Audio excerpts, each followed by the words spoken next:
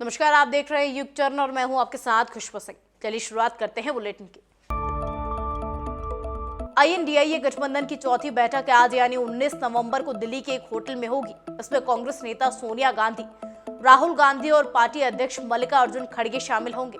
बैठक में सपा नेता अखिलेश यादव, दिल्ली के CM अरविंद केजरीवाल, बिहार के मुख्यमंत्री नीतीश, फारूक अब्दुल्ला, उमर अब्दुल्ला, महबूबा मुफ्ती और RLD से जयंत चौधरी मौजूद रहेंगे।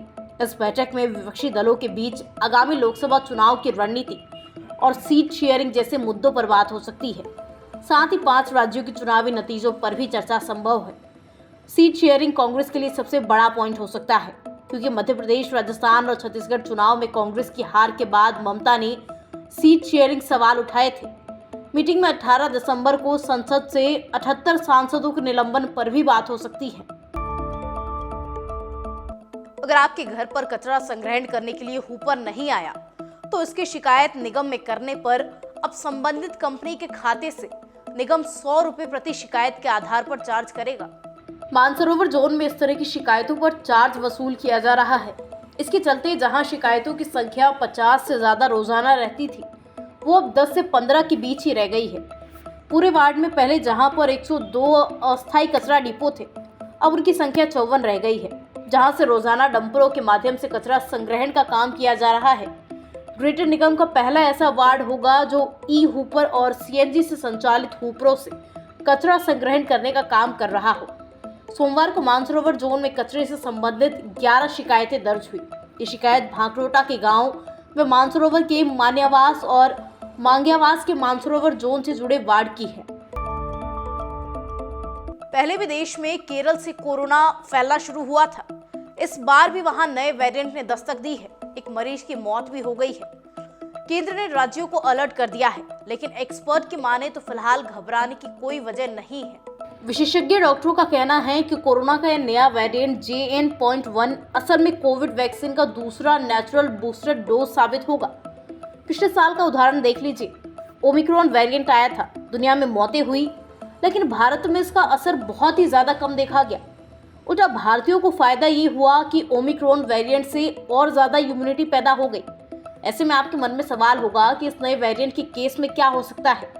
एक मीडिया रिपोर्ट के मुताबिक एक्सपर्ट ने समझाया कि किसी को इन्फेक्शन हुआ हो या वैक्सीन लगी हो तो बॉडी उस पर वायरस के निशान को सुरक्षित कर लेती है। अगर बूस्टर लगाया जाता है तो पुराने निशान इस बूस्टर को पहचान लेते हैं।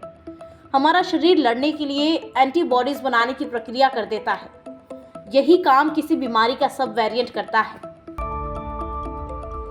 भारतीय जनता पार्टी की सांसद लाइब्रेरी परिसर में संसदीय दल की बैठक हुई। प्रधानमंत्री नरेंद्र मोदी के साथ रक्षा मंत्री राजनाथ सिंह और भाजपा के राष्ट्रीय अध्यक्ष JP नड्डा बैठक में शामिल हुए।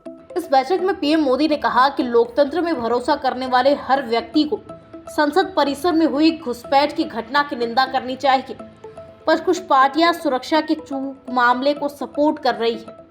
PM ने कहा इन पार्टियों को यह आचरण सुरक्षा चूक जितना ही डरावना है।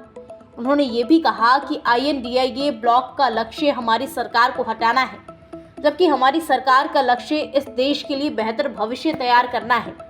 विपक्षियों के इस व्यवहार से 2024 में इनके नंबर और कम होंगे, भाजपा को फायदा होगा।